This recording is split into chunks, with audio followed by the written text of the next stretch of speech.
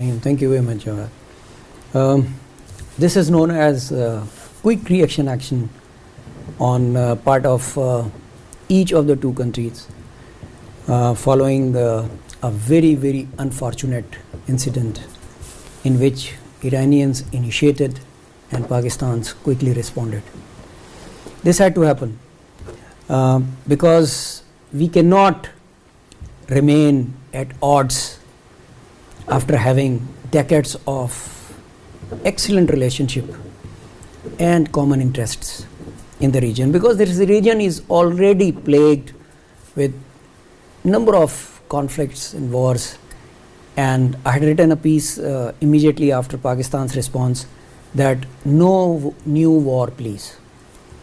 So the region cannot afford any new war, because not only Pakistan but Iran as well.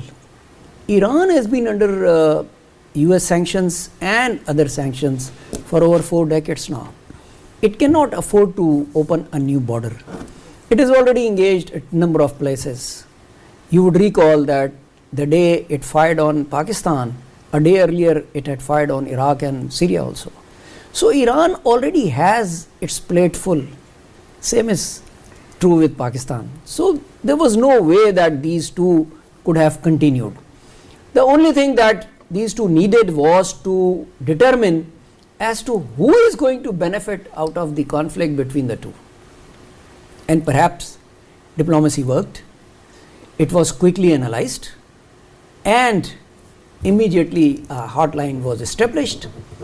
Diplomacy worked, although the foreign minister of Pakistan at that time was abroad already, but he played his part and quickly invited the foreign minister, and the visit has taken place today. And earlier than that, I think within 96 hours, the announcement was already there that the two ambassadors will reach respective capitals on 26th, and that was done. So this is, I always refer to as productive engagement. I mean, if you're not engaging with each other for a photo session only, there has to be some productive outcome which benefit, and the benefit is escalation control. So for the time being, it has been controlled. The visits have taken place. President Raisi has been invited already, but at the same time, groundwork must continue to redress and investigate as to what led to this kind of escalation. Uncalled for, unjustified. Right. Isn't it? Right. Unless we have been able to trace the source of instigation, we will not be able to avoid it in future. We can only draw lessons if our explanations, investigations have gone on the right direction. Right. And I hope Right, Dr. Shamsi, now when we talk about the statements which have come from the Iranian foreign minister during that joint presser, let me quote it, that there is no doubt the terrorists, and the kind of message he has actually sent out to all the terrorists.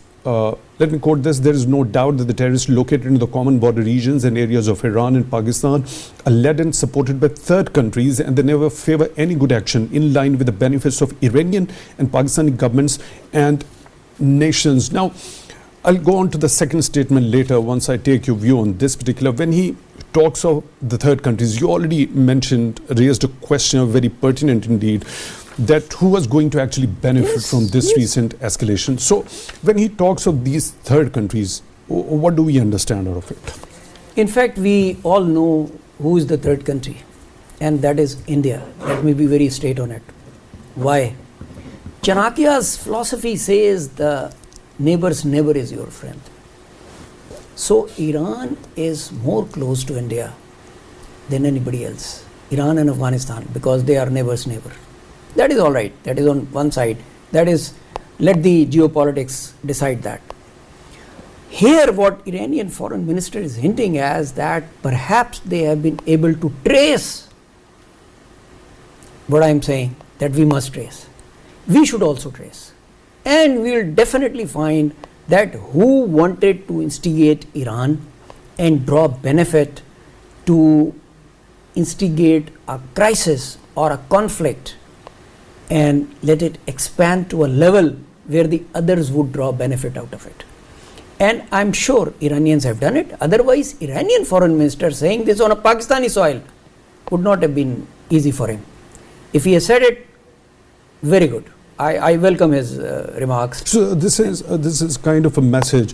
When you also went on to say that we are here, so in a loud voice we'll tell all the terrorists that Iran and Pakistan will not provide them with any opportunity to endanger our common security. Likewise, this particular common security challenge, this has been talked about by Foreign Minister Jilani in this particular joint presser also. So when we talk about the third countries which are leading and supporting these terrorists, I meant to ask what exactly the seriousness and gravity of the situation is when Iranian foreign minister standing here in Pakistan says so. It's very significant because Indians would certainly object to his remarks, especially in Islamabad. And I think if you just go on to Twitter and start to read the analysts from India, they have started to raise this point that how come the Iranian foreign minister has said it in Islamabad. So the issue is already being raised. Important thing is that the two countries are facing the menace of terrorism for the last 4 decades, ever since the Soviet Union invaded Afghanistan. But you would notice that a country or the superpower like America also could not deal with it single-handedly. It also had to make alliances and create a larger alliance. Therefore, it is incumbent upon the two states, that is Iran and Pakistan, that join hands, carry out joint investigation. Right, and what measures are required for that? I'll come back to you, take your detailed view.